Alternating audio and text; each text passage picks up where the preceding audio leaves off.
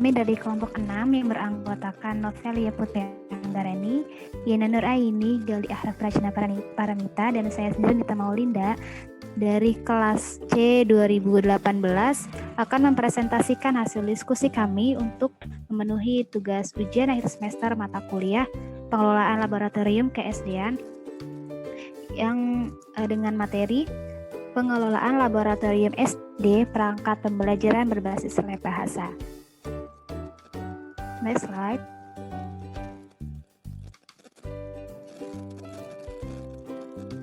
Oke, di sini ada 5 pembahasan yang akan kami kupas gitu pada hari ini. Yang pertama ada SOP lab bahasa, kedua ada kesehatan dan keselamatan kerja lab bahasa, ketiga petunjuk praktikum lab bahasa, keempat penilaian proses dan produk, kelima kit muatan pembelajaran bahasa. Baik, langsung saja yang pertama SOP laboratorium bahasa yang akan dipaparkan oleh rekan saya Gali. Gali, dipersilakan. Baik, jadi yang pertama itu ada SOP laboratorium bahasa. SOP laboratorium bahasa adalah standar operasional prosedur dalam penggunaan laboratorium bahasa. SOP laboratorium bahasa ini dibagi menjadi 3, yaitu yang pertama SOP penggunaan laboratorium bahasa di sekolah dasar secara umum. Yang kedua ada SOP peminjaman dan pengembalian alat dalam laboratorium bahasa.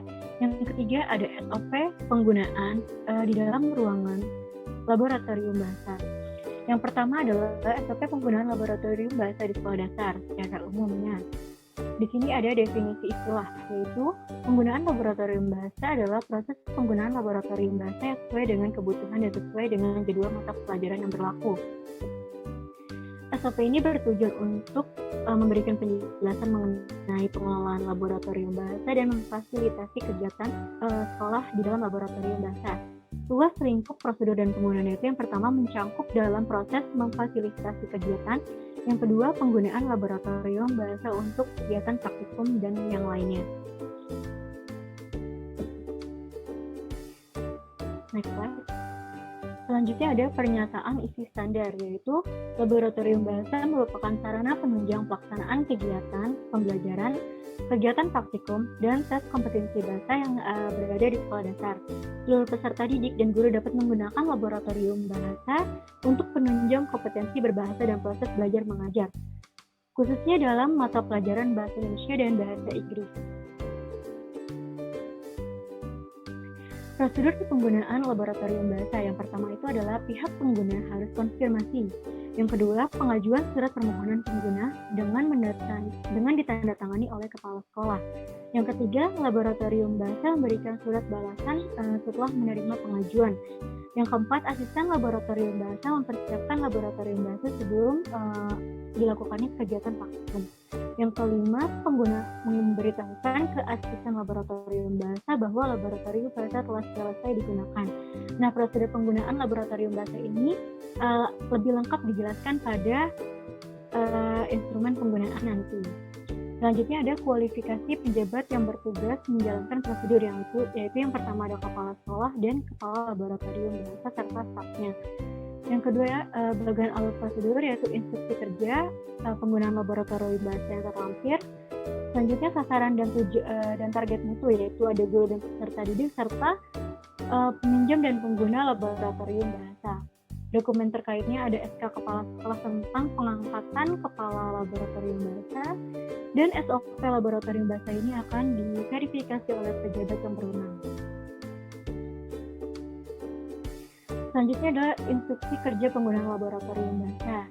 Di sini ada pengguna, kepala laboratorium bahasa, dan staf laboratorium bahasa, di mana pengguna akan mulai melakukan konfirmasi jadwal pemakaian laboratorium bahasa, selanjutnya membuat surat permohonan pengajuan laboratorium bahasa.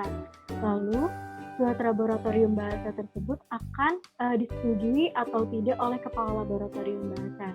Jika disetujui, maka kepala laboratorium bahasa akan menugaskan stafnya untuk melakukan persiapan. Selanjutnya di sini ada staf laboratorium bahasa akan melakukan persiapan dan memberitahukan kepada pengguna bahwa laboratorium bahasa telah siap digunakan.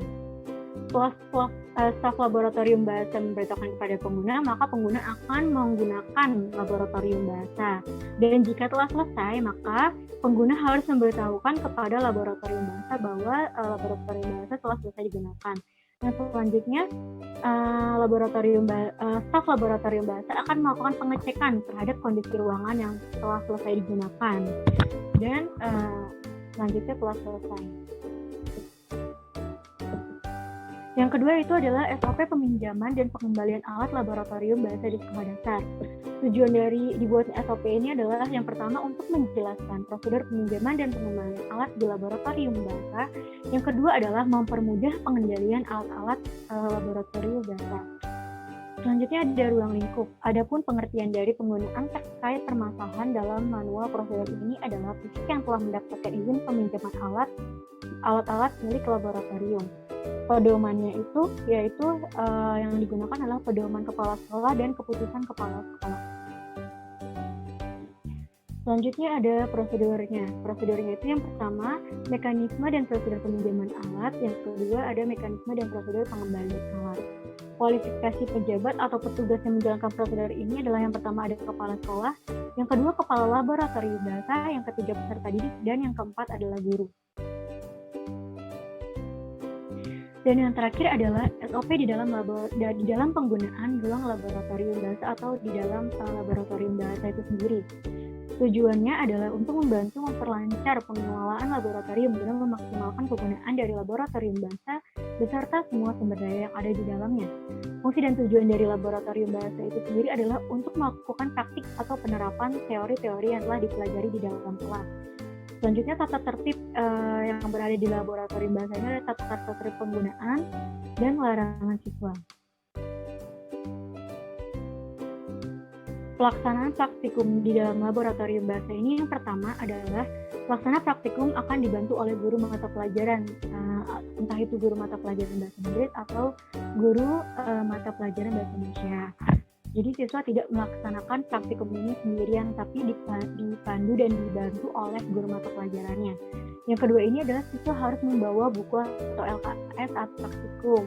Yang ketiga adalah siswa terlambat maksimal 15 menit pada saat praktikum, sehingga apabila siswa terlambat lebih dari 15 menit, maka siswa tidak akan dipersilakan masuk ke dalam ruang laboratorium bahasa. Yang keempat, siswa harus sudah mengisi buku LKS dan menyelesaikan tugas sebelum keluar dari laboratorium bahasa. Yang kelima, pelaksanaan praktikum harus sesuai dengan jadwal praktikum, sehingga apabila tidak sesuai dengan jadwal yang telah ditentukan, maka siswa tidak boleh diperkenankan untuk masuk ke dalam laboratorium bahasa. Yang keenam itu adalah pengesahan laporan oleh guru mata pelajaran. Selanjutnya,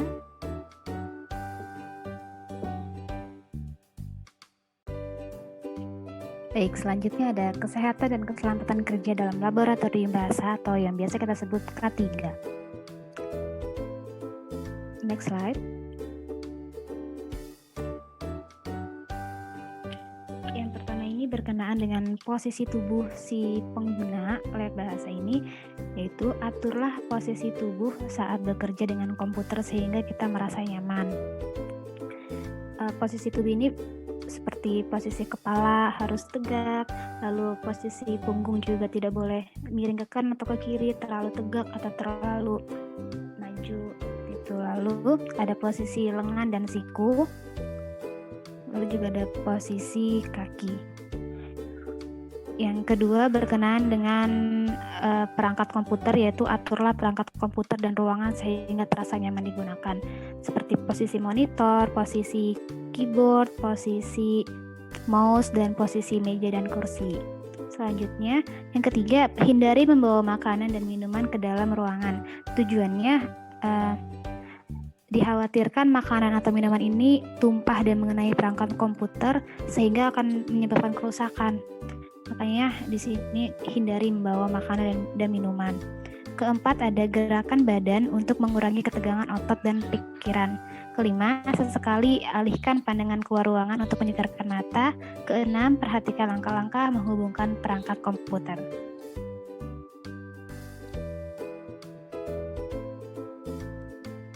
Next.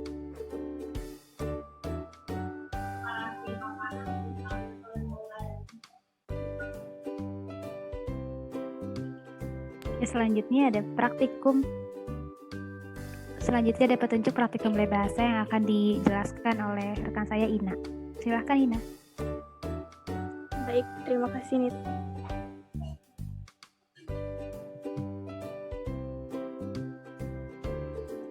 Selanjutnya ada petunjuk praktikum yang berupa lembar kerja dengan materi pokok bahasa Inggris dengan tujuan pembelajarannya yaitu 1. Siswa mampu mengidentifikasi kosakata yang sesuai dengan kegiatan liburan dalam bahasa Inggris.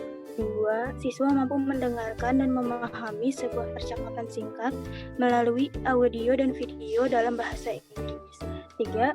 Siswa dapat menanyakan dan menceritakan pengalaman liburan dengan menggunakan kosakata yang benar dalam bahasa Inggris. Alat dan bahan yang digunakan dalam praktikum ini yaitu 1. Speaker, whiteboard, LCD, dan laptop. Langkah kerjanya yaitu siswa dibagi ke dalam beberapa kelompok. Satu kelompok terdiri dari 2 orang. Kedua, siswa mendengarkan dengan seksama kosakata-kosakata oleh native speaker tentang kegiatan yang dapat dilakukan saat liburan sekolah. Yang ketiga, siswa diarahkan untuk mengerjakan kegiatan satu dengan teman sekelompoknya. Yang keempat, siswa mendengarkan kembali dengan seksama percakapan dalam video yang ditayangkan di depan kelas ruang laboratorium bahasa. Yang kelima, siswa mengerjakan kegiatan 2 dan 3 bersama dengan teman sekelompoknya. Yang terakhir, siswa bersama teman sekelompoknya mempraktikkan dialog mengenai kegiatan liburan. Pada kegiatan 1, siswa diminta untuk mengisi titik-titik yang kosong dengan kosakata-kosakata yang telah disediakan. Kosakata-kosakata itu disesuaikan dengan gambar-gambar yang tertera dalam lembar kerja. Pada kegiatan 2, siswa diminta untuk melengkapi sebuah dialog yang sebelumnya dialog itu terdapat dalam video yang ditampilkan oleh guru. Kegiatan 3, siswa diminta untuk membuat dialog singkat dengan teman sekelompoknya tentang kegiatan liburan, yang dimana dialog itu kemudian akan dipraktikkan di depan kelas.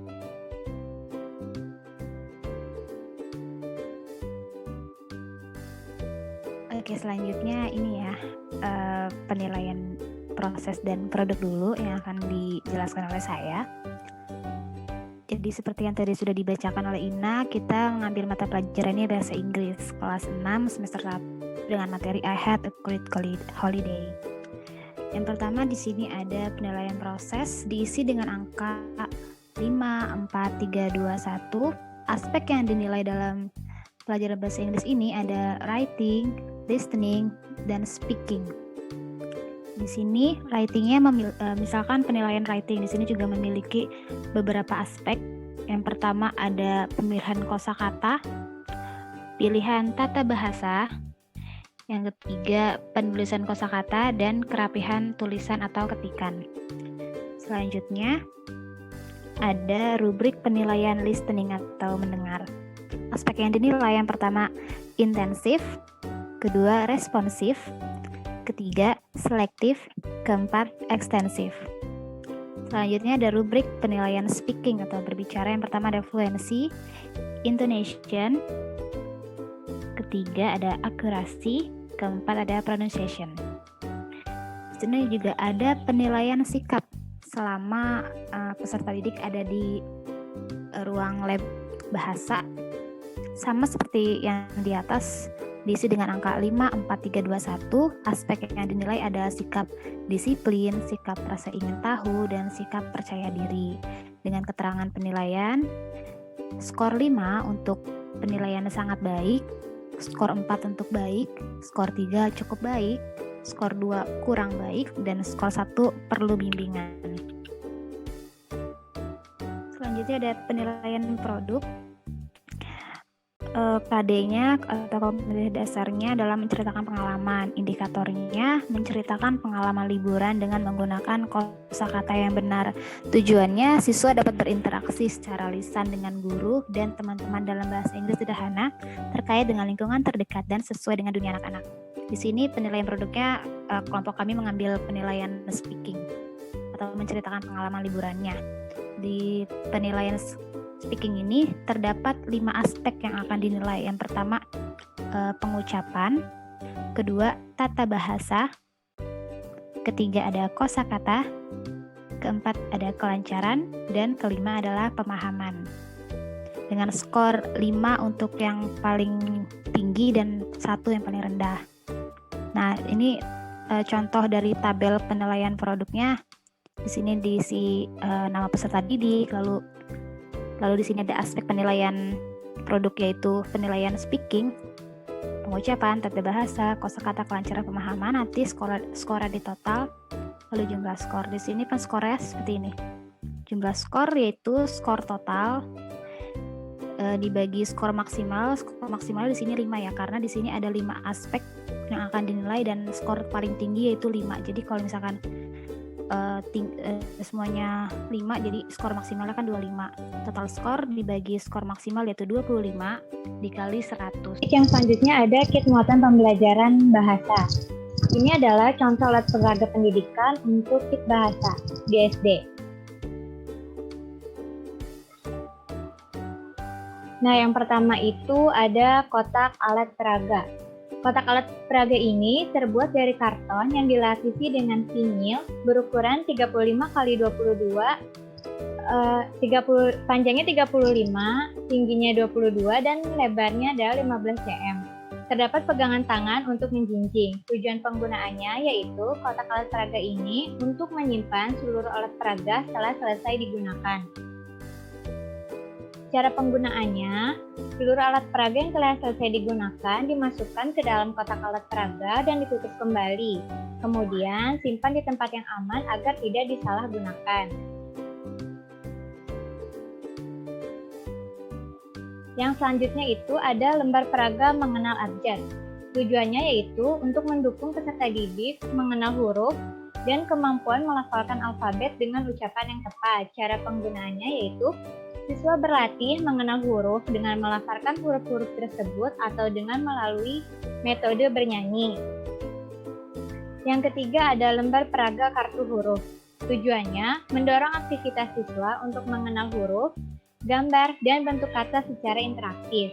Cara penggunaannya, kartu huruf ini digunakan dengan cara guru menunjukkan kartu huruf dan siswa menyebutkan kata yang berawalan dari huruf tersebut. Yang keempat ada lembar peraga mengenal suku kata.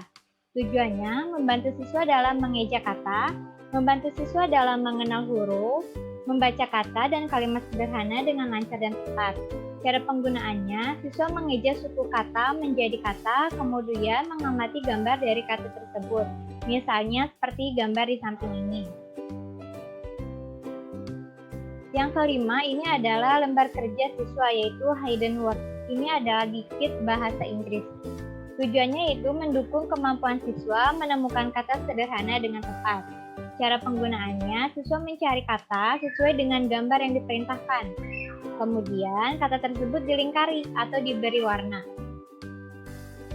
Kemudian, dikit bahasa Inggris ada alat peraga yaitu kamus bahasa Inggris. Tujuannya membantu siswa untuk menemukan kata yang belum dipahami. Cara penggunaannya, siswa mencari kata yang ingin mereka ketahui, artinya dengan melihat gambar atau mencari kata tersebut berdasarkan huruf abjad. Nah, yang ketujuh ada buku penunjang pengayaan. Buku penunjang pengayaan ini ada dikit bahasa Inggris dan dikit bahasa Indonesia. Tujuan penggunaannya yaitu mendukung kemampuan siswa memahami kalimat, pesan tertulis, dan teks deskriptif bergambar sederhana secara tepat. Yang kedua, mendukung kemampuan memahami pesan tertulis secara sederhana. Yang ketiga, mendukung kemampuan membaca kalimat sederhana. Cara penggunaan yaitu dengan bimbingan guru, siswa membaca dan memahami teks bacaan dalam buku tersebut dan mempelajari cara pengucapan kata atau kalimat dalam bahasa Inggris dengan tepat. Yang terakhir yaitu ada CD interaktif. Tujuan penggunaannya yaitu mendukung kemampuan memahami kalimat, pesan tertulis, dan teks deskriptif sederhana melalui media audio visual secara tepat. Tujuan yang kedua yaitu meningkatkan motivasi siswa dalam belajar melalui tayangan video. Cara penggunaannya melalui bantuan proyektor, siswa mengamati dan memahami video pembelajaran yang ditayangkan dari video interaktif tersebut. Terima kasih, semoga bermanfaat. Baik teman-teman, sudah selesai ya presentasi dari kelompok 6 ini. Terima kasih bagi yang memperhatikan. Semoga presentasi dari kami bermanfaat. Dan sekian dari kami.